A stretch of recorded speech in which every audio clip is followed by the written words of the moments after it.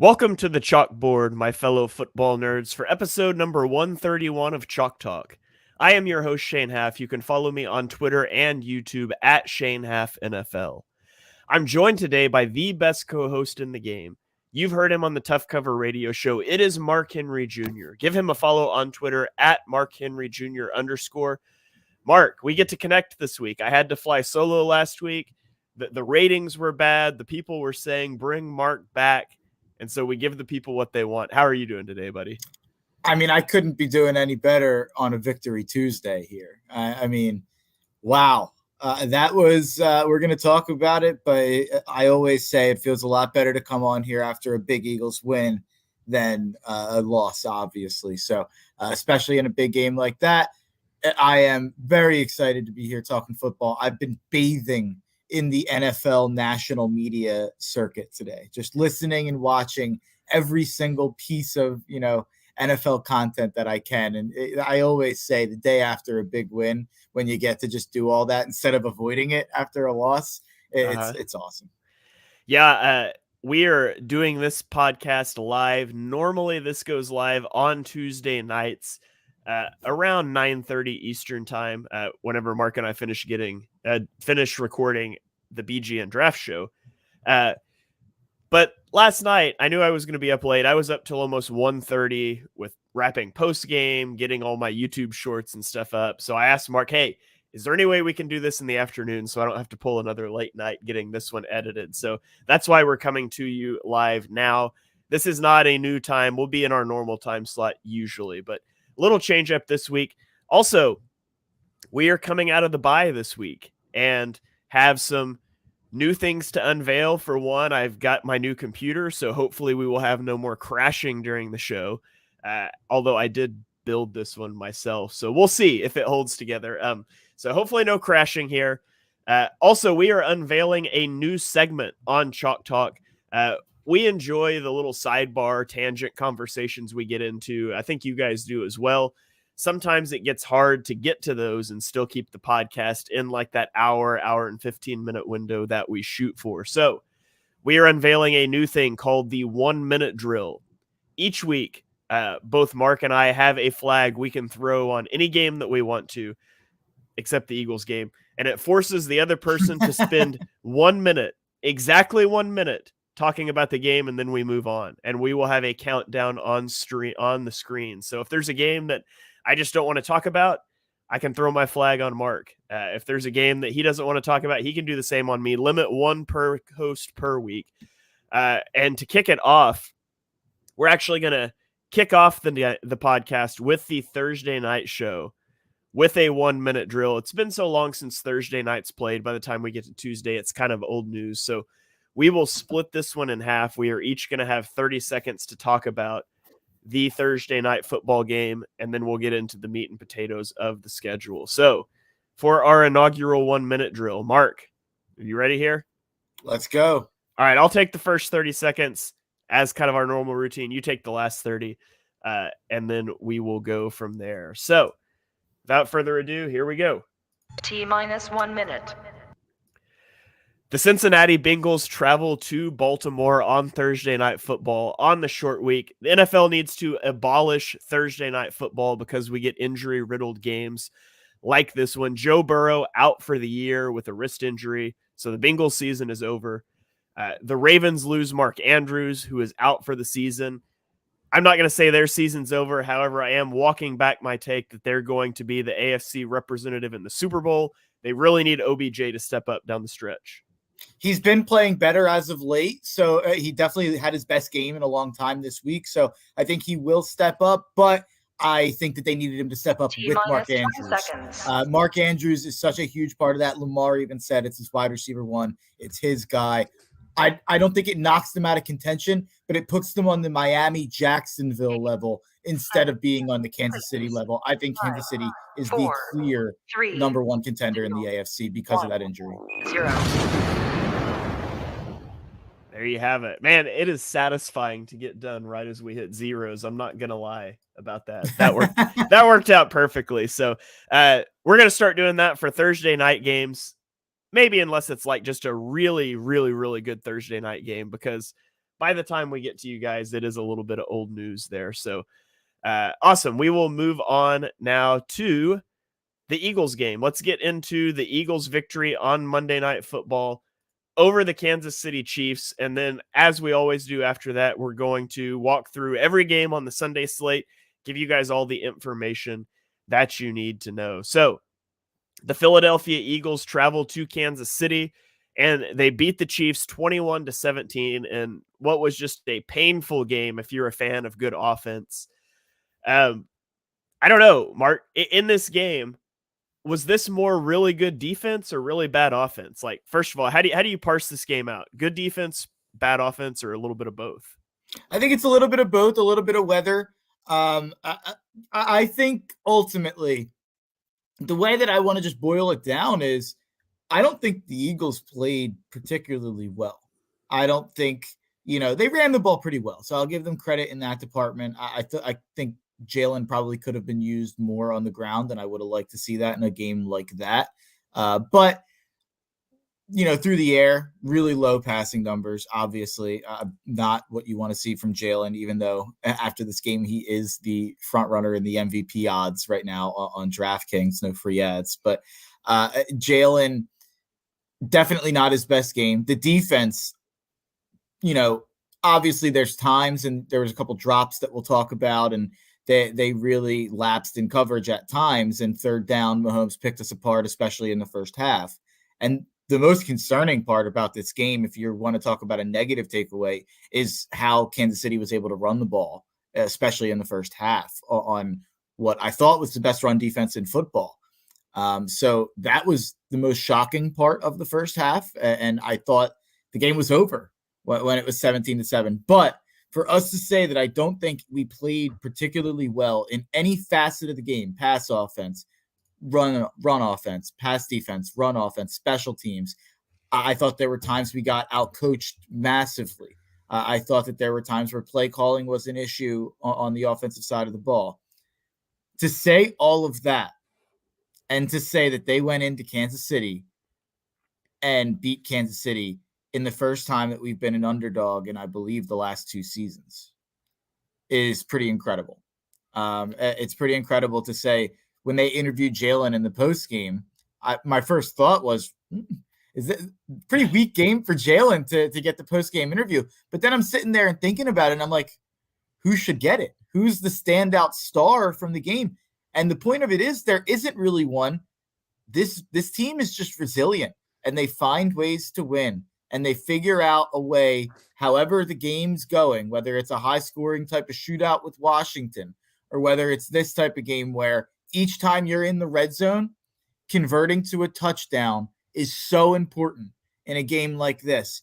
And each time we got the ball going, we moved the ball. Obviously, the yardage numbers, I don't even know what they finished. I'm not looking at the stats right in front of me. I think it's like 235. They had something like 235 total yards. They got outgained by more than 100 yards.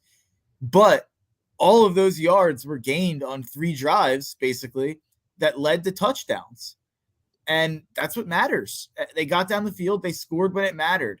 And, it's truly astonishing that Jalen Hurts is 26-2 in his last 28 games. And that Nick Sirianni, I believe now, I forget the exact number. I think it's 26-5 in his last 31 games, which is the best 31 game stretch of any Eagles coach in franchise history. But people want to talk about style points. People want to really parse out, does it matter that it didn't look good? Do these negative takeaways matter? To me, you can never, ever, ever be negative about beating Patrick Mahomes, especially when it's in Kansas City. Yeah, I mean, you come down to the little things in a game like this. The little things like Andy Reid using all of his timeouts in the first half. And then when the Eagles horribly execute a 2-minute situation and punt the ball back, you have the ball at the 46-yard line with 44 seconds, but you have no timeouts. And so you have to kick a field goal. You can't go try to score a touchdown in that situation. You think about when the Chiefs are ahead 17-14 with 9 minutes left, and Andy Reid electing to punt the ball on 4th and 4 from the 39-yard line that goes into the end zone. It's a net 19-yard punt. Like, those little decisions stack up. And that's something I talked about on Twitter leading into the game. Like I post a graphic every week about positional edges, who I think has the edge between each team.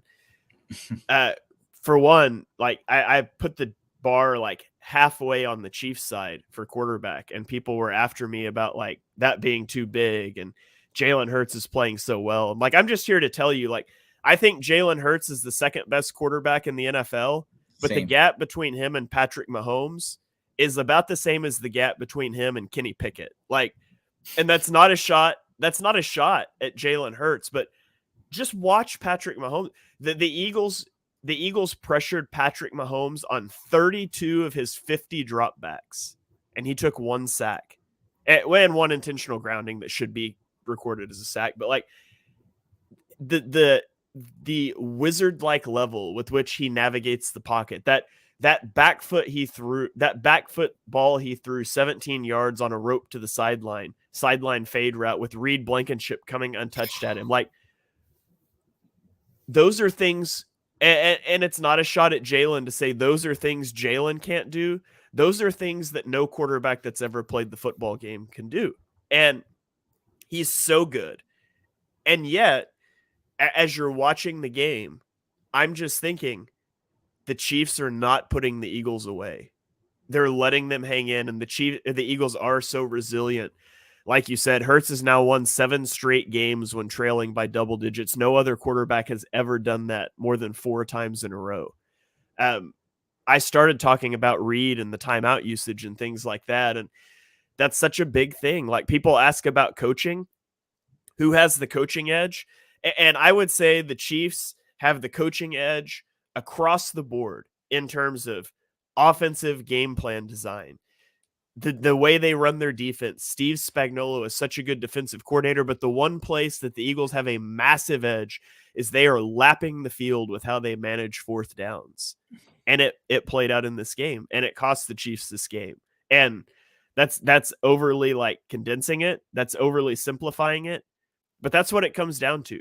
Playing cowardly versus playing to go win a game. And I can't understand why Andy Reid, who's one of the best offensive coaches in the league, with the best quarterback that's ever played, is so hesitant to pull the trigger. And really all these offensive coaches, Sean McVay is the same way. Kyle Shanahan's gotten better about it, but he's well known for that too. It just baffles me. Yeah, I would say, even though I agree with you, the most frustrating part of this game for me as an Eagles fan was 3rd and 1. We line up in shotgun. What are you doing? We have a play that works 100% of the time, as we saw multiple times the rest of the game. I think they ran it 3 times last night, but I think they ran it 3 times after that. We hadn't seen it yet at that point. If we're in a 1-yard situation, I don't care if it's 2nd and 1. They should be running a tush push to make sure you don't push yourself out of the range to go for it on 4th down. And I think Nick Sirianni might have learned that, at that moment. So I hope that that's something going forward that doesn't happen. But besides that, they managed 4th down well. And I was shocked when Kansas City punted from the 39. And that was dumbfounding, a dumbfounding decision.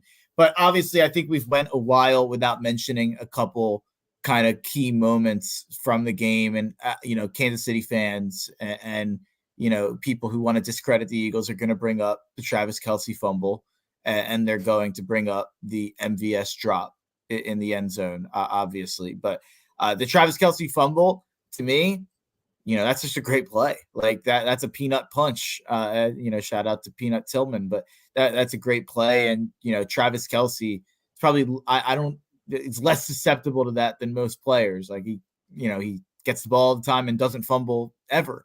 So that happening shows how good of a play that was. It's not like that was Justin Watson or something like that. And then on the other end of things, the MVS drop, that, I would be lying. I would be straight up lying if I said that there wasn't a moment where when that ball was in the air and I saw how open he was, that I was hoping that he didn't go down on the 1.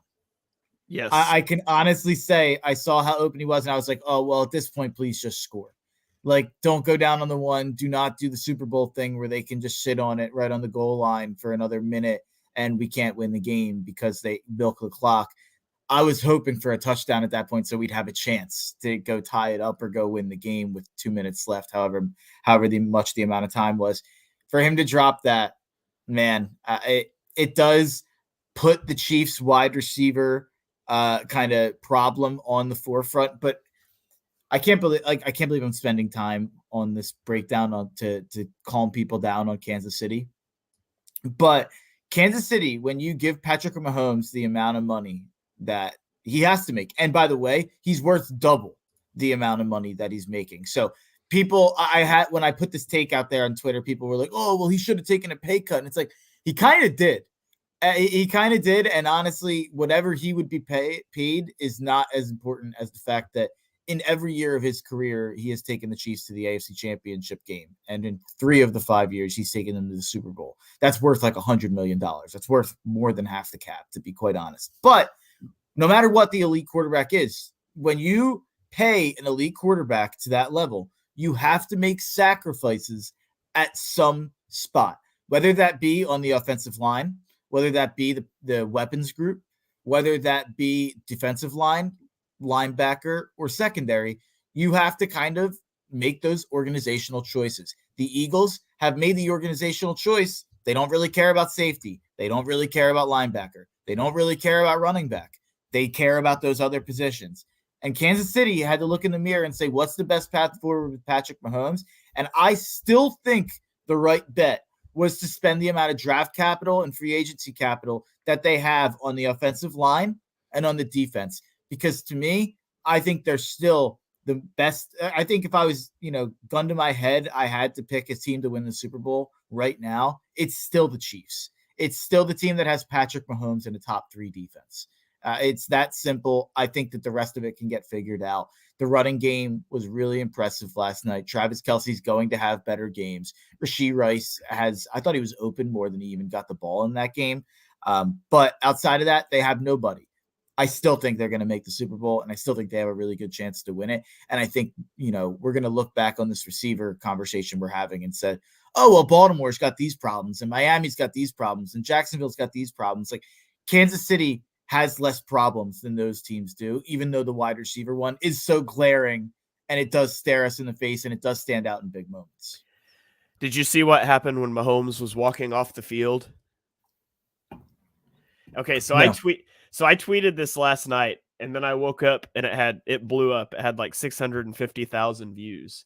But As Mahomes is walking off the field, I'll just play this little clip for you. I caught this live and tweeted it out. He's walking off the field, tosses his glove to a fan who drops it. And it was just so emblematic. Like, I tweeted that out, and I said that Mahomes can't even get a fan to catch his glove after the game. That's unbelievable. That's great. That was just emblematic. But a couple things you said I want to address. One, the fumble on Travis Kelce was a great play by Bradley Roby. And I'm consistent. You can go back to the Jets game when the same thing happened to DeAndre Swift, and I said that's a great play by the defender. Like, some fumbles are luck. That Roby punched it out, and that's a great heads up play. You get another interception from Patrick Mahomes, Kevin Byard, but it wasn't just turnover luck. The Chiefs had a success rate of 36% in this game. For a point of comparison, in the Super Bowl, it was 62%. Wow. But even if you put all 4 of those drops down as successful plays, say they catch them and it's a successful play, it still only brings it up to 41%. Like, the defense was really good. They allowed only 22.8 yards per possession in the second half. They forced a turnover. They shut the Chiefs out. Now, if the ball gets caught at the end, do the Chiefs win? Probably. The Eagles would have had all 3 timeouts. You're not feeling great about the offense, but there would have been a chance. You can't just say that it's turnover. Like, I thought that the Eagles played Jason Kelce great. They had a great plan for him. 9 targets, 7 receptions. Sorry, yeah, Travis Kelce. I mean, Jason Kelce played great too. But Travis Kelce had 7 receptions for 44 yards and a touchdown. They played a lot of zone coverage where they got somebody, usually Kevin Byard, connected to him early in the route. They had a lot of brackets, a lot of Byard getting physical off the line. Byard was around him all night long, and I thought they did a really good job there. Here's a crazy stat for you. We all know the Eagles didn't convert a third down until like the third quarter, right? Jalen Hurts didn't attempt a third down pass until there were 7.5 minutes left in the fourth quarter. Wow. He connected with Devonta Smith on that drive to take the lead. The Eagles called a pass on 4 previous third downs, and Hurts took 3 sacks, and he had a 5-yard scramble on a 3rd and 10. And so they were out of sorts. They were their average yardage to go on third down was like 8.5 or 8.9 or something like that yards. I put the actual stat on Twitter earlier. They weren't winning first and second down. That makes it hard to win third down. But the thing is, like, I'm not concerned about the offense. The offense has been consistently good. They're 7th in DVOA, 4th in dropback EPA, 3rd in rushing EPA, and 5th in points per game coming into this week. What I am worried about, because this is a pattern, is their inability to salt games away. Playing with a lead to end the game. Up 4 with 5.5 minutes left on the 44-yard line. Not only could they not run the clock out, they couldn't pick up 10 yards to get a field goal to make it a 7-point game. Against Dallas, up 5 with 1:17, they go 3 and out. Against the Jets, up 2 with 4.5 minutes left, they throw the interception and lose the game. This is a pattern. And last year, the Eagles were money. You give the Eagles the ball back with 9 minutes and a 1-score lead, the game was over. They have not been able to do that, and it's been the defense stepping up. And you hope the defense continues to play at the level they did last night. But let's be honest, the Chiefs should have scored on that drive. It was a drop pass away. And so you don't want to make a living on that. So the Eagles offense needs to get better in those end-of-game situations.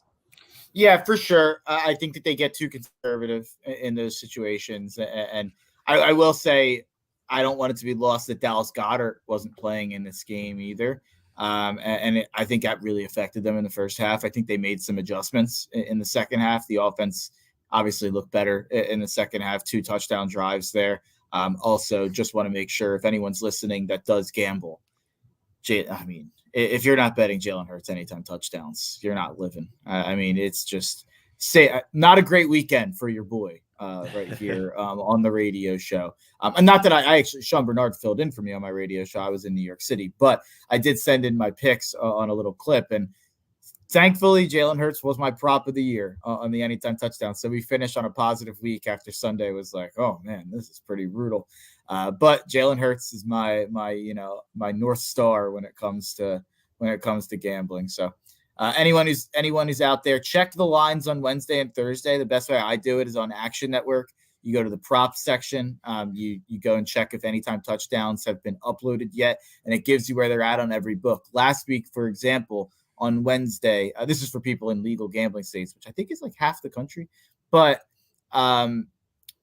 for the people out there who have Action Network, you can go take a look. And on some sites, it was plus 100, plus 110, plus 120. FanDuel had it at plus 150. Jalen Hurts has 32 rushing touchdowns in his last 36 games or something like that. He has 9 touchdowns this season. Nobody has more touchdowns since his first start. He has been, he's going to crush every rushing touchdown record that there is for quarterbacks, and he's going to challenge some non-quarterback rushing touchdown records, especially franchise ones. But just wanted to throw that out there. Might even be worth starting to dabble and take them to score 2 touchdowns, because he's done that quite a bit at this point. So I think I saw people tweeting it out, tickets at me. They had plus 700, plus 800. So shout out to the people out there who were tweeting that at me. All right. Anything else you got on this game, or should we move on to Sunday? Yeah, we can move on. We can move on. Okay, perfect. Let's go to the early window on Sunday, where we have the Dallas Cowboys at the Carolina Panthers. Dallas wins this game 33-10. Carolina hung around in the first half of this game. They actually made it a 1-possession game in the late third quarter when Bryce Young found Tommy Tremble for a 4-yard touchdown. Made it a 17-10 game. Got me a little excited. Dallas responded with a 75-yard touchdown drive, and then they scored 9 more points off Carolina turnovers. Carolina was flagged 8 times for 90 yards in this game, including 2 personal fouls after stops on 3rd and long before halftime. You're not going to win a game as that big of an underdog shooting yourself in the foot like that. Bryce Young had a pick 6. He also fumbled in the 4th quarter. And the Cowboys just sort of put this one away. Deron Bland, who, by the way, was a 5th-round pick last year, he intercepted 4 passes last season after Thanksgiving. He picked up where he left off at the end of last season. He has 6 interceptions on the season. He's returned 4 of them for touchdowns. He is currently tied for the most pick 6 in a single season in NFL history, so he needs one more to break that record. Micah Parsons continues to play in dominating fashion. He had 10 pressures in this game. 8 of them came in under 2.5 seconds, which is the most in a game by anybody this season. So the Cowboys defense, albeit against a bad opponent, but they bounce back, and the Cowboys have a dominating win over the Panthers. What did you see in this one? I have a question to ask you before I get into what I saw. Are we in a safe space? Like, is this going out online? Can people hear what I'm saying? They can't. But it's not as easy to search your podcast as it is your tweets. It's always better to say things on a podcast than put it on a tweet. That's true. I'm going to whisper it. I'm looking around, making sure no one can hear me. Is Dak Prescott an MVP candidate? I just want to. I think so. Yeah, I mean, I think he is. Let's start with it's going to be a quarterback because it's always a quarterback. Because I hate awards anyways. I think they're dumb. The most valuable player is always a quarterback because quarterbacks are just valuable. If it's supposed to go to the person having the most outstanding season, I don't see how you can't not give it to AJ Brown or Tyreek Hill, maybe Myles Garrett, TJ Watt, those guys, but it's going to be a quarterback because it's always a quarterback. And at that point, you're looking at a quarterback who puts up good stats and gets like the 1 or the 2 seed.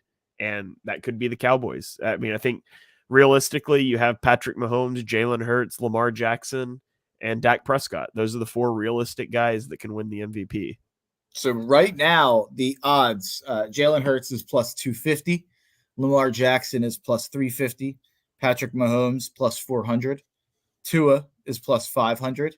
Tua doesn't have a chance. I agree with you. I agree with you. I don't think he's got the stand, kind of the big statement games remaining to have those performances. Brock Purdy has jumped to 10-1 at plus 1,000. I think Christian McCaffrey and him will cancel each other out a little bit. Then you have Dak Prescott at 15-1, plus 1,500. And then you have another one that we'll get to with CJ Stroud at 18-1. I think Dak and Stroud are being, very much, undervalued in the market right now. And this is also predictive. This is not who should win right now at this moment. They are probably looking at Jalen Hurts and Patrick Mahomes and Lamar Jackson and saying not just what their numbers are now, but these teams look like they can potentially have a bye. And these teams look like, they're going to be in good position to get that bye, whereas Dak would have some ground to make up. Purdy has a little bit of ground to make up. Stroud, obviously, probably going to be a wild card. Then you have McCaffrey at 22-1, and it drops off after that. Purdy's not a real candidate. We agree. Tua, I don't think is a real candidate. We agree. So it really comes down to Jalen, Lamar, Mahomes, Dak, and Stroud, in my opinion. Yeah, and then you look at what guys do you have. Who do you have an easy path to give another award? It's not going to be Stroud. They'll just give him Offensive Rookie of the Year. Mm-hmm. He really has the conversation. He has an argument. Yeah, he does, but they won't give it to him because he's a rookie. They'll just give him Offensive Rookie of the Year. Tua, they'll give him Comeback Player of the Year. Maybe maybe Lamar Jackson could get Comeback Player of the Year. I don't know if he was injured seriously enough, but if you want good odds, Dak's probably your guy. Yeah, and even one of the games that he lost this year to the Eagles, he was fantastic. So it's not like he was a reason that they lost. Well, I mean, he was not good in the San Fran game, and he was not good when they lost to Arizona. So that's it seems like every one of these guys in the race has the clunkers.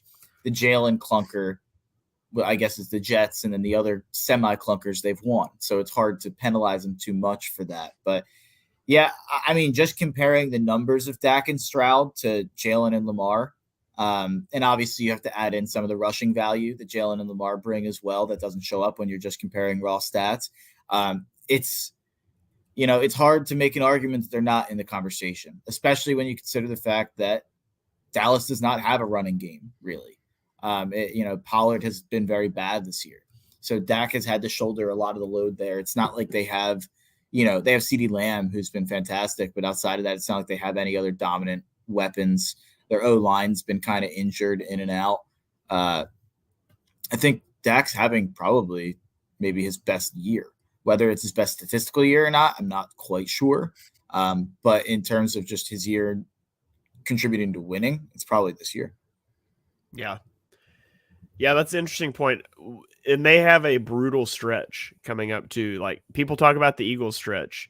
The Eagles actually have an easier schedule remaining than both the Cowboys and the 49ers. So, well, the problem with that, so I would argue, it's hard to do this, but I would argue that these next 4 games are probably, and you include the fact that we just played Kansas City and we just played Dallas. That 6-game stretch, I know at one point was harder than any other 6-game stretch that anybody had to play this season. But the reason that strength of schedule is being weighed down is because we finished the year with Giants, Cardinals, Giants. Yeah. So I think that yeah.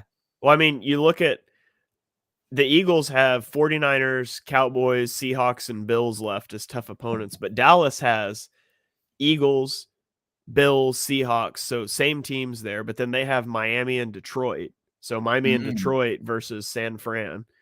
You look at San Francisco's schedule, they have Baltimore left. They've got Seattle twice, which Seattle's really starting to fall off, it looks like, but we'll get to them. But those are divisional games. Anything can happen in divisional games. And then the Lions are the sneaky team to worry about for the 1 seed. I think the Lions represent the biggest threat for the 1 seed because they have the Cowboys, the Vikings twice, and that's really it. I mean, if you're buying into the Broncos right now, the Saints, the Bears, the Packers, like, the Lions have the easy path forward. And I think they are the threat. They're the real threat for the 1 seed in the NFC. Do you want to jump to that game? Sure, let's do it. Let's go to Chicago, Detroit. So they almost lost this one. And for reasons I just stated, as an Eagles fan, I was hoping they would. But they don't. They end up winning 31-26. They trailed by 12 with 4:15 left. Been a sloppy game. Goff threw 3 interceptions. The ground game was totally ineffective. And then they scored, and they got a quick 3 and out, which was just horrible mismanagement by the Bears. The Bears have the worst defensive success rate in the league this week. They were literally just benefiting from turnovers. Playing not to lose when your defense was that bad and Fields was playing so good, it is just atrocious. They went back-to-back runs and then threw a bomb on 3rd and 10, punted it away, and the Lions go score to win the game. So I thought that was atrocious decision-making by the Bears. The Bears need to clean house. Eberflus has to go. That's been known for a long time. He's a joke. This was the thing last year where we were like, maybe they're just tanking on purpose. It is not on purpose. He just has no clue what he's doing. The sneaky thing to monitor here, and this is where it could be concerning for Detroit, since week 7, Detroit's defense ranks 31st in success rate and 32nd in EPA. Now, they played Baltimore in that game where they just got lambasted. But their other games were against the Raiders, the Chargers, and the Bears, teams that are not lighting the world on fire right now. So this Detroit defense is something to worry about. And Jared Goff is always something to worry about a little bit. Now, I know this game was at home, and I know Goff has been good for a year and a half, but it's still there. And you also get into if they have to go on the road in Philadelphia or somewhere like that in the playoffs where it's going to be cold, that can also become problematic for Goff. Where the Lions are scary if they get the 1 seed and the NFC title runs through Ford Field. If they have to go on the road, I'm not as worried about this team. And so them getting the 1 seed, in my opinion, is vital. I think they're the most likely team to challenge the Eagles for that. but you can't set aside how concerning their defense has been over the last month of the season. Before the game last night, I was very much assuming that the Eagles were going to lose to the Chiefs. I was telling people that the Lions were going to get the 1 seed. Now I think it's like 50-50 between the Eagles and the Lions. Their record, their schedule remaining is just not very hard. But man, it would have been huge if the Lions could have lost this game. And it looked like they were going to. I forget what the number they were up 12 with. I don't know if you said it, but yeah, it was 12. So the Bears were up 12 with 4 minutes and 15 seconds left. That's just incredible. Eberflus is a moron. His press conferences are bordering on concerning, like for well-being. Like, what is this guy drunk? He does not come off well, and he makes horrible decisions in game. And this is just a totally lost era of football. If you're the Bears, like, I don't think you rebuilt anything. At least you have some picks coming over the next, you have 2 top picks this upcoming year. But yeah, Chicago's a joke. So let's not even focus on them. The Detroit side of things, I know that I feel like I've been on a bit of a roller coaster with the Detroit Lions. And we did not take them seriously as a podcast in the preseason. You picked the Bears, or you picked the Packers to win the division. I picked the Vikings to win the division. And we were both pretty confident in those picks, I think. And then when it comes to the Lions, I don't think either of us were buying the hype. And obviously they've lived up to the hype and some. They're sitting here at 8-2. But I've been on a roller coaster of giving them credit and not giving them credit. And at this point, for me, inject the Lions into my veins as an Eagles opponent over the 49ers and the Cowboys. That defense is a problem in a way that the Niners, Cowboys, and Eagles don't have on either unit. We can complain all we want about the Eagles defense and some of the concerns that we've seen. We've put up, I think they allowed 0 points to Miami in the second half. They allowed 6 points to Dallas in the second half, and they allowed 0 points to Kansas City in the second half. So those are 3 pretty good offenses, and the Eagles defense did that in 3 straight second halves there against 3 good teams. So Detroit's defense just had that 4-game stretch that you mentioned. That Chargers game was concerning. They looked like Swiss cheese in that Chargers game. And the fact that Chicago looked this good offensively for the first time this year really is also concerning.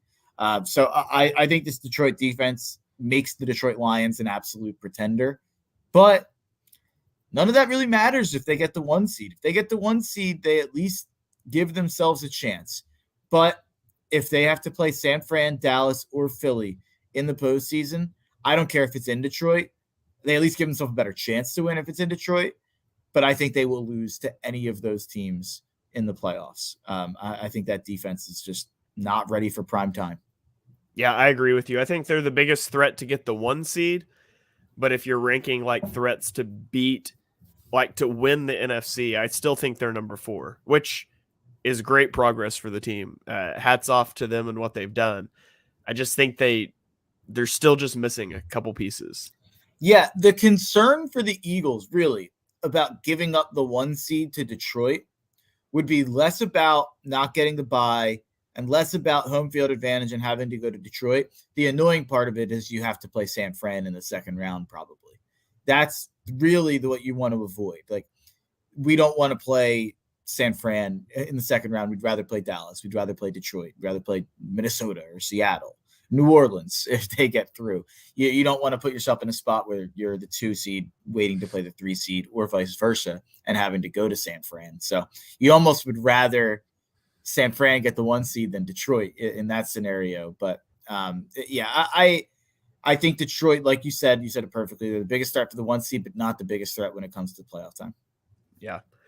All right, let's roll on to our next game here. It is the Pittsburgh Steelers at the Cleveland Browns. And Mark, I'm going to throw my flag on you here. Wow, this is a big game. I'm going to put you on the clock for the 1 minute drill in this one. So the floor is yours. T-1 minute. America, your national nightmare is over. Matt Canada has been fired. The Cleveland Browns win 13-10 against the Pittsburgh Steelers. Kenny Pickett with another embarrassing performance. Jalen Warren, 129 yards. I believe that the rest of the offense had 120. in this loss. So Jalen Warren needs to be kind of the guy that they build around going forward. I do think that the offense will improve. And the fact that they were in this game with such a pathetic offensive performance, I don't know if it says more about Pittsburgh or if it says more about Cleveland, who they had DTR, who I guess wasn't terrible, 165 yards, 3.8 yards per average, but not a great offensive showing. This is I know why Shane threw the flag here. I was hoping for DTR anytime touchdown, but couldn't get it home. I think, by the way, both these teams are going to make the playoffs. That's the saddest part about all this. I think we're going to have to watch a lot more of these two teams. 3, I'll end it 2, All right, 0. Mark ends it with 3 seconds to spare. So there you have it. Pittsburgh, Cleveland, our first ever 1 minute drill that wasn't a Thursday night game. So let's roll on to the next one here. Good job, Mark. Let's roll on to the Los Angeles Chargers at the Green Bay Packers. Game, there's a lot to man. I would say the Packers rookies shown a little bit in this victory over the Chargers. Jaden Reed had 46 rushing yards and 46 receiving yards. Dontavion Wicks had 91 receiving yards. Tucker Kraft and Luke Musgrave combined for 60 yards. I mean, at the end of the day, this is what has always been. The Chargers defense stinks and Brandon Staley's got to go. There's no two ways about it. There hasn't been for a year and a half. The Packers had 6 completions of 20-plus air yards in this game. They averaged under 3 per game coming in. The Chargers are tied for the highest explosive play rate over the last 2 years. Jordan Love had the 4th highest EPA of all quarterbacks this week, and he recorded his first ever 300-yard passing game against Brandon Staley's defense. And it's not just the defense. The Chargers offense keeps shooting themselves in the foot. Keenan Allen dropped 2 touchdowns. Quentin Johnson had a huge drop at the end that would have won the game. Austin Eckler had a fumble inside the 10. The Chargers ended 1 of 4 in the red zone. So the Chargers are going to Charger. Packers get the win. They are technically in contention in the NFC, but they stacked up a lot of injuries. They lost running back Aaron Jones in this game. They lost running back Emmanuel Wilson, leaving only A.J. Dillon left active. Neither are expected to be long-term injuries, but they do play on Thanksgiving against the Lions. So if they're unable to go there, I don't know what they're going to do for a rushing attack. I want to read some stats to you, Shane. And I know that quarterback wins are not exactly Shane's favorite stat to talk about. And they're not NFL Twitter's favorite stat to talk about. And I understand why. Obviously, a quarterback can't control every part of the outcome of a game.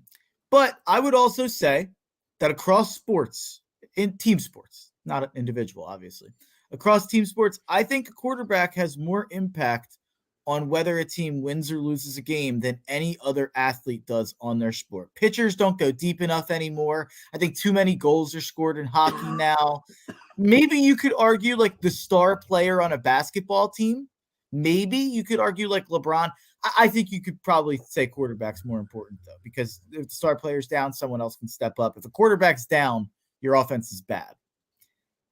I just want to read you a couple quarterbacks' record in their career. Josh Allen is 58-29 under constant fire, constant criticism to Josh Allen. Josh Allen can't walk down the street without people saying that he's being reckless. Lamar Jackson. I mean, was he using a crosswalk? Yeah, he's not a jaywalker. He's a good citizen. Lamar Jackson, 53-19. 53-19 Lamar Jackson is. And we're having conversations. Is he worth the money? Should the Ravens trade him? We had the whole NFL come out and say, oh, we don't want him. Atlanta Falcons, immediately as it could have been possible, were like, we would never want to have an interesting team or a good quarterback. How dare you say that we would want Lamar Jackson? Jalen Hurts is 32-12 in his career. Justin Herbert is 29-30. Justin Herbert has lost more games than Josh Allen has, and Josh Allen's played in 29 more games. Justin Herbert has lost more games than Lamar Jackson has. Or actually, Lamar Jackson has lost 10 less games than Justin Herbert has He's played in 13 more. Jalen Hurts has won 3 more games than Justin Herbert has. He's played in 16 less. At a certain point, it can't be the play caller, the head coach, the O-line, the defense, the receivers, the weapons. He has Keenan Allen. He's a top 5 receiver. I know he had a bad drop in this game. He's been excellent all season otherwise. He's had Austin Eckler, a top 5 running back throughout his time. I think the O-line is graded out really well this year. I know that the defense is bad. If he was as good as these other quarterbacks, Lamar Jackson has had constant issues on his roster, whether it be with his offensive line or whether it be more so with his weapons. Josh Allen, we've complained about their inability to have a second receiver or a running back or, a reliable defense at the end of games and big games for his entire career, yet he wins those games. All I'm saying is if Justin Herbert is as good as everyone wants to pretend he is, and as good as he looks when he looks his best on tape, because he had a touchdown in this game, one of the best throws I've ever seen in my life. And I want to throw that out there because he's very obviously a top 10 quarterback. The problem is when he gets talked about with Joe Burrow and Josh Allen and Lamar Jackson and Jalen Hurts, it offends me because those people have accomplished something in their career. That's all. That's all I have. I mean, I would just point to another quarterback who lost a game last night, putting the ball in receivers' hands and they wouldn't bring it in. And that's what over a large sample size, though. Sure, that's one sure. Patrick But Mahomes wins like every game he plays. Otherwise, yeah. But I mean, Justin Herbert played at an elite level in this game. I thought he played outside his mind in this game. I really did. I thought he played such a good game. Like, go. I mean, go find me 5 throws in this game that were bad from him. Like, I mean, he was 21 for 36. Like, they scored 20 points on the Packers. It's not like I'm not saying he played bad. I'm definitely not saying he played bad. He had 260 yards, 7.5 yards per attempt, 2 touchdowns. I'm not saying he played bad. He got the ball twice with under 3 minutes to go and a chance to go score a touchdown or get a field goal against the Packers. And I know that there was a drop. He put the ball on Quentin. He put the ball on a first-round receiver's hands, running behind the defense. On first down. He had 2 more downs after that. Like, it's still the Packers defense we're talking about. They're a bottom 10 defense. He got the ball twice. He couldn't make anything happen at the end. I know that there was a drop, but it's just 20 points on the Packers defense is not good enough. We're all going to yell and scream about the defense. And I'm sorry, Brandon Staley came off like a petulant child in the press conference. He should have been fired last year. I've said that more than anybody. And I'm not trying to say that it's not his fault and that Justin Herbert's in a perfect situation. But what I am saying is he's right when he says that loss isn't entirely on the defense. And it's not entirely on Herbert, obviously not either. There were drops and there were a lot of decisions that were made.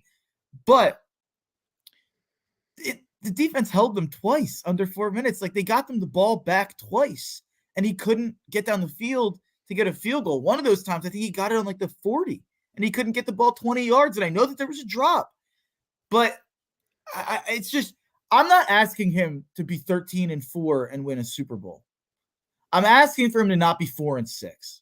I'm asking for him to not blow a 28-0 lead in the playoffs. And again, I'm not saying he's the only person who blew that 28-0 lead. But you can also score in the second half. That is allowed. Like, I mean, nobody tell the Chiefs that because nobody tell the Chiefs that. But you are allowed to score in the second half. And I just want Justin Herbert to know that. Yeah, you're allowed to score in the second half unless you are the Chiefs. yeah.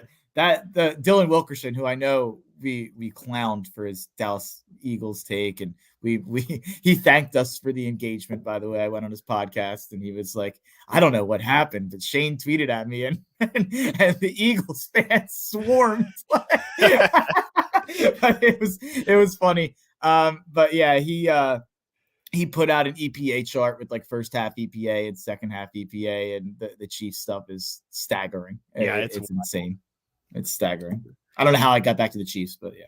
Yeah. Well, I mean, they did, in his words, probably they dominated the Eagles, and By the way, he absolutely wrote another article being like the Eagles are absolutely lucky and the Bills plus 3.5 are like a 5-star play for him. But by the way, he bet on the Eagles this week against the Chiefs. Like that was the one funny thing about going on that podcast. I'm giving him what he wants talking about him on this podcast. But, That's funny. He's a good guy. He's just a little too analytical sometimes. Lives his life a little bit too much in the spreadsheets. Yeah. All right, let's keep it rolling here. Let's go to Houston, where the Houston Texans beat the suddenly feisty Arizona Cardinals. The Texans left too many points on the board, and I really thought they were fortunate to win this one. You could also spin that and say the Cardinals got too many stops, and they were fortunate to lose this one, because that's ultimately the goal now, to get that pick as good as possible. But the Texans had 60-plus yards on each of their first 5 drives, but they only scored on 2 of them. They had an interception and 2 turnover on downs, which you love to see the aggression, but it didn't pay off here. CJ Stroud threw 3 interceptions in this game after only throwing 2 in the previous 9 games. That's not to say he played bad, though. He still had a 250-yard half in this game. That's happened 11 times this year, and CJ Stroud is the only QB to do it more than once, doing it 3 times. He was asked after the game, I don't know if you heard this, about if your mentality changes after throwing 3 interceptions. Did you hear this quote? Yeah, I loved it. Yeah, he said, Steph Curry, don't ever stop shooting. I'm going to keep letting it ride. Like, I just love that mentality from a quarterback. I got no shame in my game, he said. Yeah, that's incredible. Meanwhile, on Arizona's side, they failed on 3 fourth-down attempts in the fourth quarter. They end up coming up short here. Mark, this is what's crazy. The Houston Texans would be in the playoffs if the season ended today. And I legitimately think they're going to make the playoffs out of the AFC. I know I said that a week ago. I think they're going to get there. We're going to look at the Texans in a playoff game this season. How about this? The Texans are a lock to make the playoffs. You can lock it in. It's a tough cover guarantee. I think they're like minus 290 or something crazy to make the playoffs. Like, they're a massive favorite. You look at their schedule, then go take a look at Cleveland, Pittsburgh, Buffalo, Indy, whoever you want to say is in the mix. They have by far the easiest schedule of those teams in the mix. Houston, I think they might lose this week upcoming to Jacksonville. They might win out after that. They literally might go 12-5. This might be an 11-12 win team. I'm extremely confident that they'll be in the playoffs. I actually weirdly walked out of this game thinking like both teams were better than I thought going in. I don't know why. There's all these turnovers, but it just felt like watching the game, I walked away impressed with Arizona's defense, that they were able to kind of hold them on those aggressive plays. And, you said they were aggressive and we liked that, but the execution wasn't there.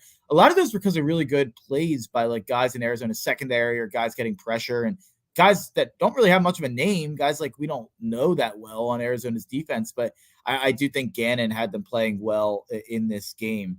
And Houston, you walk out. I thought this was a potential trap game for Houston a little bit. Jacksonville next week, they won a couple in a row. That was a big win. I think that changes their playoff odds probably from being like 50-50 to being like 80-90%. And I know that sounds like a big jump, but at this point of the year, every win is just absolutely massive.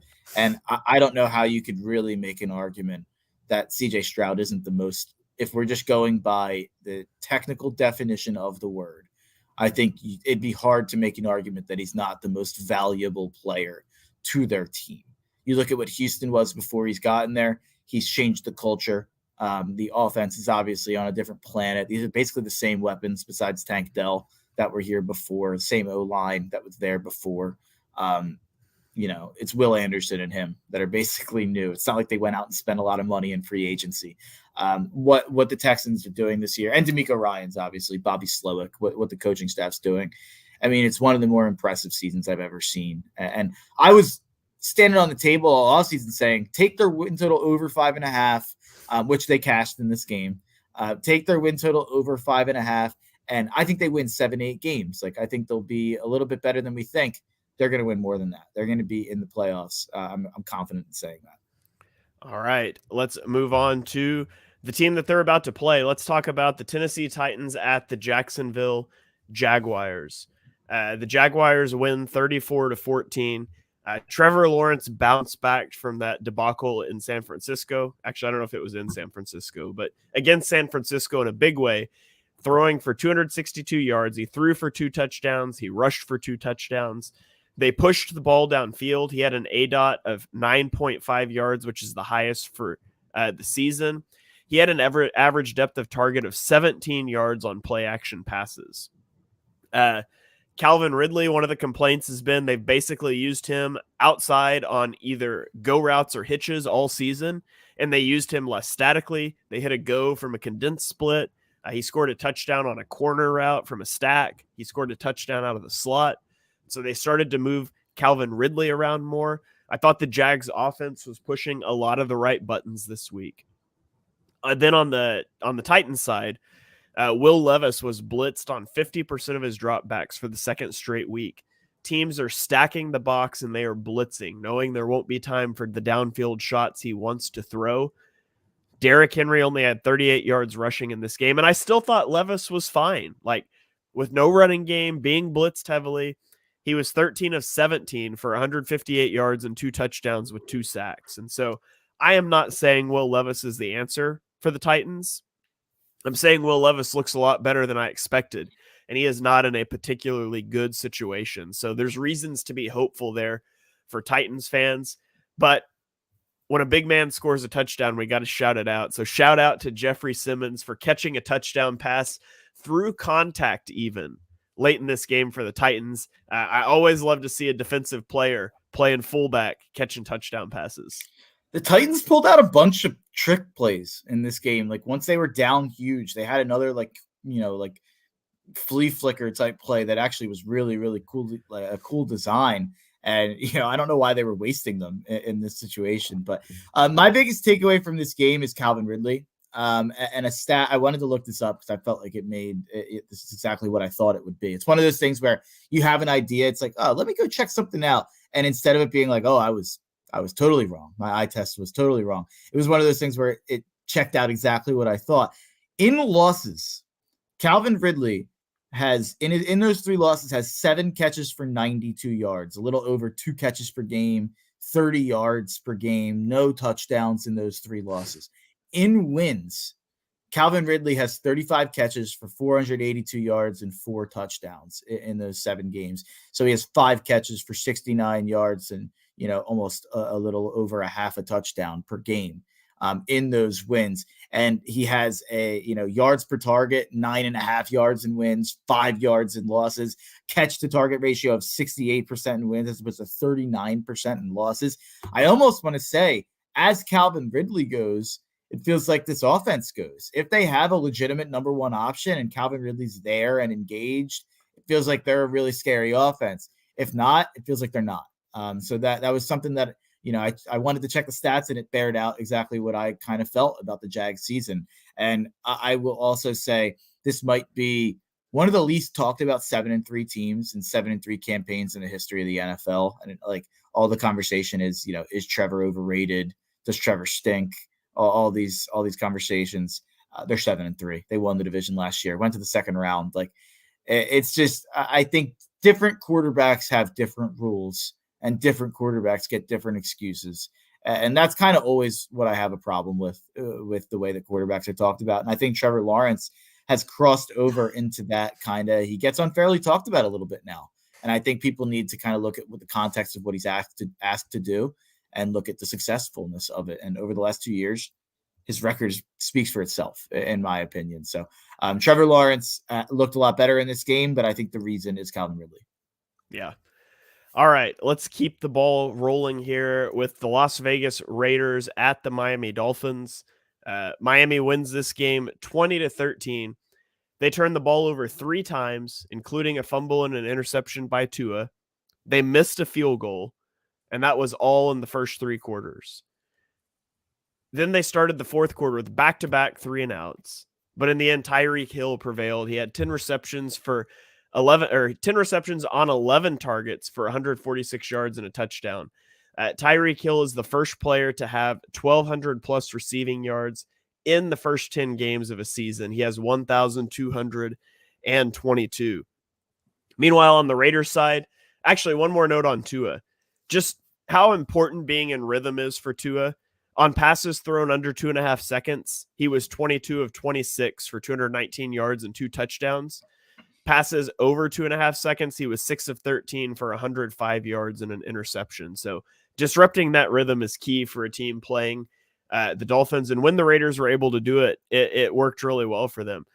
The Raiders do look like a competent football team with 4th-round rookie quarterback Aiden O'Connell. And that's not to say he played well. He had 3 interceptions. That's more to say after you fire Josh McDaniels, the Raiders are feisty, which is more than you could say a month ago. So the Raiders are kind of interesting to watch again. The Dolphins defense is kind of interesting to watch with Jalen Ramsey back. He gets 2 interceptions here, including one to end the game in the end zone. So the Dolphins churn out another win. It's not a pretty one, but they get the win nonetheless. Pick Central on Barstool, a show that I was on a couple years ago and I call into sometimes. They do something called the Not That Bad Team of the Year in the NFL. That's what the Raiders are. They're not that bad. They're pesky. They're feisty. Like, they hang in games. I think they kind of they symbolize that not that bad kind of thing that they talk about all the time. And that's truly what the Raiders are. Antonio Pierce has them hanging tough. Defense is playing a lot better. They're getting the ball to Devontae Adams. Like, they got a deep ball to him in this game that, was the offense good? Did it move the ball consistently? No. But if you make a big play like that happen, then it lessens how much you have to do. So I guess there's a glass half full, glass half empty way to look at this Dolphins win, right? It's like glass half full. The defense is getting a lot better. And I guess if you look at Vic Fangio teams, their first half and their second half rankings are always massively different. Apparently Fangio teams always improve throughout a year. I guess it's a complex defense. They ask you to do different types of things than even the Fangio disciples do. I think they simplify it a little bit more from what I was reading from people a lot smarter than me. And people were saying that Vic Fangio definitely has teams improved on the stretch. And not to mention, Jalen Ramsey's pretty freaking good, as we're seeing over these first couple of weeks. So getting Jalen Ramsey back, I mean, when he went down, it kind of changed our outlook on the Dolphins in the offseason, and they outperformed what we thought they'd do without him by a lot. But with Jalen Ramsey, it looked like they were going to be a type, Super Bowl type contender. Maybe that's the case, but the offense was a little weird in this game. And like you said, it's just, if you get Tua out of, off script, it becomes a lot different of an offense. And I'm a Tua guy. I'm a Tua defender. And me saying that isn't admitting like, oh, Tua stinks, or, oh, you can't win with Tua. But what it is saying is, there's a very specific way to attack the Dolphins. They have to come up with an adjustment to that. And whether that is just even more quick routes, and that might be the adjustment. You have Waddle and Hill. You have the ability to do that. If A-Chain gets back healthy, he came back and got hurt in this game, you have him to do that as well. But let's move on to the next game. All right, let's go to the last game in the Sunday early slate. The New York Giants at the Washington Commanders. Tommy DeVito! Hey, I'm walking here! Yeah, the Giants win this game 31-19. They force 6 turnovers, 3 fumbles, and 3 interceptions to complete the season sweep of the Commanders, including a 54-yard pick six by Isaiah Simmons to seal the game. UDFA Tommy DeVito was 18 of 26 for 246 yards and 3 touchdowns with no interceptions and 9 sacks. It's really unfortunate news for the Giants because not only did that win probably knock them out of the number 1 pick sweepstakes, they went from 2nd to 5th right now.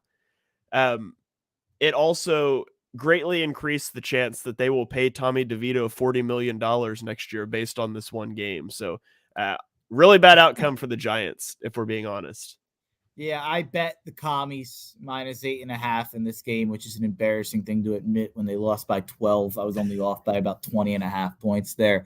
But I would just like to say, like, third quarter came around, and as soon as I started realizing, like, they're not coming back. Like, they're not going to come back and win this game, let alone cover. You just started rooting for the Giants because I do not want Caleb Williams on the Giants. Me and Shane were talking about it off air. With Kyler coming back and even how they lost that game, it looks like they will win another game or two. I actually think they're going to win this week against the Rams. That's my bet of the week. There you go, folks. But Arizona's going to win too much. This win for the Giants is huge. They might win another one down the stretch. It now is looking like Caleb Williams is going to be a Chicago Bear or a New England Patriot. So that's where we're at. So I'm happy, very, very happy that the Giants lost this game. All right, we've got a Broncos fan in the chat asking about Broncos Vikings. So let's skip to Sunday Night Football and we'll come back to the afternoon games while he's here. So Broncos Country NFL on YouTube. Here you go. Here's your shout out. We'll talk about the Denver Broncos victory over the Minnesota Vikings. Let's ride 21-20. The Vikings led the majority of this game, but Denver was able to come out on top. They scored their first touchdown of the game on the final drive of the game to take that lead. And Denver is on a 4-game winning streak for the first time since 2016. Josh Dobbs cooled off in this game. He tossed 1 interception. He fumbled 3 times, although they only lost 1 of those. He did keep the Vikings in it, though. I mean, he's 20-32, 221 yards and a touchdown. He made some good plays with his feet.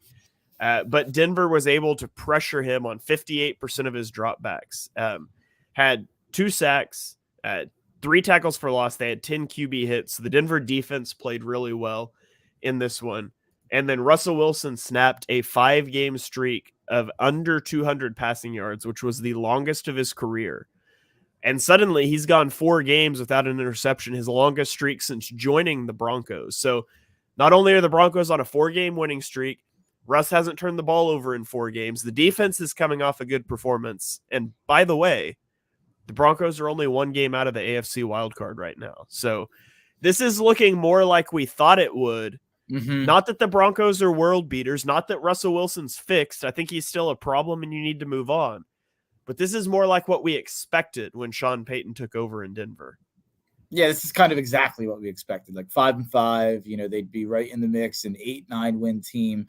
It's funny. I had Vikings +3 as my bet of the week. And so it feels like in my head, the Vikings won this game because they covered. And shout out to them for stopping them on that 2-point conversion. That was huge for me. But the Josh Dobbs thing, I want to push back a little bit on. I thought he played awesome in this game. And I know the O-line's a problem, that he took a lot of pressure. Like, he got away from so much of it. Like, I think if Kirk Cousins was playing in this game, and this isn't saying that he's better than Kirk Cousins, but with that offensive line, if Kirk Cousins was playing in this game, they wouldn't have been close. Like, the touchdown that he had to make it happen, and he dropped it off as he was going out of bounds, like ran in for the touchdown, cashed the anytime touchdown. By the way, Josh Dobbs' anytime touchdown might be something people have to start thinking about. He's been running like a madman, especially in the red zone. I think Josh Dobbs is playing like a top 15 quarterback right now. And this game didn't stop that belief. He was the better quarterback in this game, in my opinion, even though he got sacked a lot. The fumbles, there's something going on with the center here. Like, the center and the quarterback could not get figured out. I felt like two of those, I think, were on exchanges from the center to Dobbs. So that was something weird in this game. But Denver, I mean, hats off. A defense that gave up 70 points has really turned it around. I'm sure if you filtered that out, or just since that game, I'm sure it's like, I'm sure his record is, or the defensive stats there, the defensive, numbers are probably top 10 in the NFL. Yeah. Yeah. I guess I wouldn't say Dobbs played bad. And that's one of the things we've talked about too. The mobility is so huge. Like, bad offensive line, mobility can help solve that. And you're seeing that Josh Dobbs has done really well at extending plays, both scrambling and just getting out of the pocket and pushing the ball downfield. So the Vikings are definitely an interesting team to watch down the stretch to maybe make a push for an NFC wildcard. Yeah, no, I will not make a push. They're a lock. I think the NFC playoffs are locked in. Besides the NFC South, you can make an argument: Saints, Falcons, Bucks, whoever, whatever. I think we're locked in to Eagles, Niners, Lions, NFC South winner, Cowboys, Vikings, Seahawks. I think that's going to be the 7. I don't buy in at all to any other team getting in the mix there. Yeah. All right. So there we go. Comment here from Broncos Country. It says, I agree. Mobility is one of the best attributes to have. It is so key in so many different situations. So Russ has even been using it more as of late too, not to run, but to really scramble in the pocket. And it's led to him having the best stretch he's had as a Bronco. So I mean, it's absolutely. Yeah. Mobility doesn't mean rushing yards. It just means escapability. Yeah, Dak is too. a great We always example. talk about it with Dak. Yeah. So, okay, let's get into the Sunday afternoon slate. We've got 3 games left here. We'll start off with the Tampa Bay Buccaneers at the San Francisco 49ers. The Buccaneers lose 27-14. Brock Purdy has come off of the bye week playing nearly flawless football. He had a 149 passer rating last week. He had the perfect 158.3 this week. Was 21 of 25 for 333 yards and 3 touchdowns. It was the first perfect passer rating for a 49ers quarterback since Joe Montana did it in 1989. Tampa Bay was inside the 49ers 15-yard line twice in the fourth quarter while trailing by 13. They failed to score both times. Tampa, in a problem that goes back to last year, they still can't run the ball, which makes them entirely reliant on Baker Mayfield. And while being entirely reliant on Tom Brady was okay, being entirely reliant on Baker Mayfield is not a place you want to be in 2023. And I mean, the San Francisco defense is playing really well, too. The addition of Chase Young has paid off. Unfortunately for them, Talanoa Hufanga had a knee injury that Kyle Shanahan said was, quote, most likely a torn ACL. I can probably look up if that's finalized for now, but I'm sure it is. When a coach says that, that is what happens. So you're probably looking at the rest of the season without, and it was confirmed it's a torn ACL. So Hufanga will miss the rest of the season in the backfield for the 49ers secondary. Yeah, that's massive. That's definitely their weakest part of their entire roster is their secondary. Like D-line, linebacker, O-line weapons are definitely stronger. So I don't have much to say about this game. You know, Brock Purdy, if he wasn't Brock Purdy, would be an MVP candidate, I think. But it's hard to make that case when Christian McCaffrey, Brandon Ayuk, Deebo Samuel, George Kittle, Trent Williams are all, there. It's just they have an unbelievable roster, and these were one of those games where it just strengthens the belief that San Francisco is by far the biggest threat to the Philadelphia Eagles. It's not even close. Yeah. All right, let's get into the next game on the slate here, which is the New York Jets at the Buffalo Bills. Throw in the challenge flag. 1 minute drill. All right, Mark's putting me on the clock for the 1 minute drill. 1 minute. So let's go. All right, so the Bills win this game 32-6. They started slow, had a negative yardage field goal drive after their defense forced a turnover, had 2 more field goals and a punt on their first 4 drives. But then the offense got back-to-back touchdown drives before halftime where Josh Allen was 5 of 5 for 145 yards with 2 touchdowns. Meanwhile, on the Jets side, they shattered a record here. They broke a streak, 41 straight drives without a touchdown, and they finally got one. And then Zach Wilson got benched anyways in the late third quarter for Tim Boyle after going 7 for 15 for 81 yards with 1 touchdown and an interception. He also took 5 sacks, had a QBR of 3.8. It is indefensible that the New York Jets didn't go get Josh Dobbs, go get Jacoby Brissett, heck, even get Carson Wentz after the Rodgers injury. They knew that they were wasting a defense. That's why they made a move. Rodgers got hurt week 1. They should have got a quarterback. No doubt about it. All right, there we go. Man, there's a little bit of an adrenaline rush racing that clock as it starts counting down. I'm not going to lie. I was like, I'm going to get done too early. And then I was like, oh my gosh, I still have more things I want to say. Yeah, I had that with the 30 seconds, but the 1 minute, when you hit it with me, I was like, oh, can I be done in 30? Yeah. All right, so let's get into our last game. It is the Seattle Seahawks at the Los Angeles Rams. The Rams win this game 17-16. Matthew Stafford looked healthy in this game after missing a game with a thumb injury, but the Rams offense struggled in the first half and really throughout the entire game, I thought. After throwing an interception down 9 in the fourth quarter, Matthew Stafford led back-to-back scoring drives and got the win. Then on the Seahawks side, Geno Smith got off to a hot start and then the offense ground to a halt. And then in the third quarter, up 16-7, Smith injured his arm, and Drew Lock entered the game. And he went 2 of 6 with 1 interception, failed to pick up a first down on any drive. And they put Geno back in the game with 1:31 left and no timeouts, and they got the Seahawks into field goal range. But they missed a 55-yard field goal that would have won the game. And did you see the thing about the speaker in the helmet? Did you hear about that? I did. So apparently they had a pass, no timeouts, and they ran up to the line of scrimmage and did a run play that gained like 1 yard and then spiked it to kick the field goal. And Wilson said after the game that he couldn't hear on the speaker. And I think people said that like that meant the speaker went out. It wasn't working, but then somebody acted like, no, there was a bunch of people talking into the headset and he couldn't hear what to do. I don't really know what happened there, but either way, I don't know why wouldn't you just spike the ball? Like if there's any confusion, why wouldn't you just clock it and then get a play call in? I don't really know why you play that out that way, but that was a big loss for Seattle.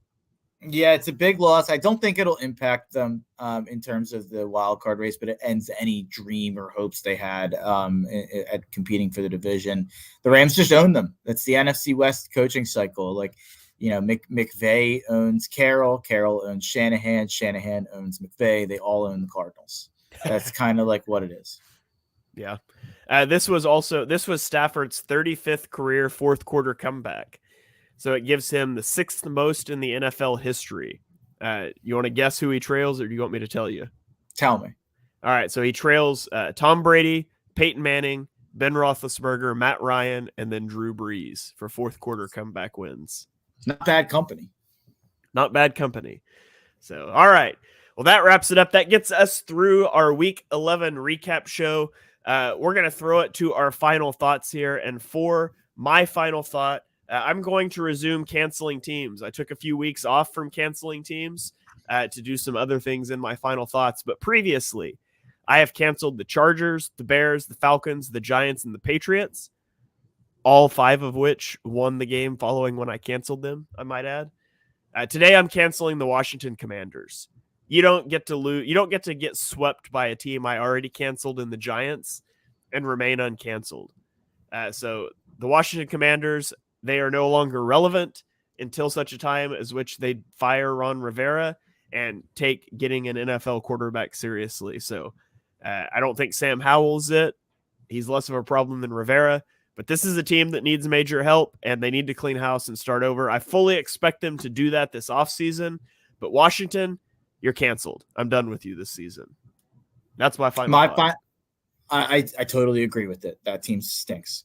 My final thought, is, as always, is my just leans for next week, and it's Steelers money line at the Bengals, Saints money line at the Falcons, Colts -2.5 against the Buccaneers, Cardinals money line against the Rams, Eagles -3.5 against the Bills, and the Vikings -3.5 against the Bears. Those are my early leans, and the touchdown scorers, obviously. Allen, Dobbs, Hurts, you know the drill. All right. Well, that is going to do it. Thank you guys for joining us for episode number 131 of Chalk Talk. If you enjoy what you heard on the show, and we know that you do, smash that subscribe button and turn on notifications so you don't miss the next episode. Drop us a 5-star rating and review on Apple Podcasts, on Spotify.